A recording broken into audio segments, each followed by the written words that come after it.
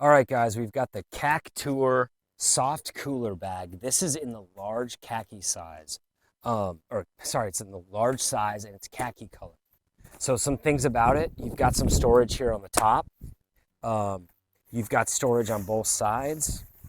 If you're on this one, you're thinking bigger is better. So we're just gonna go with that because that's what America is all about.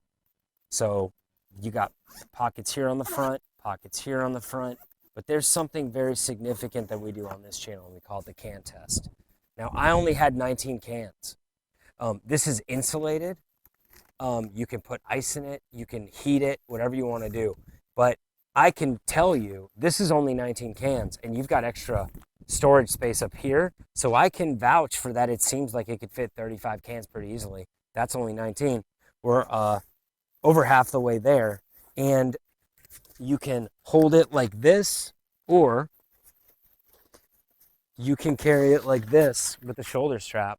At the end of the day, this could be used as a picnic bag, a lunchbox, or if you and 2 to 15 of your friends, depending on the amount you drink, could have a nice little party.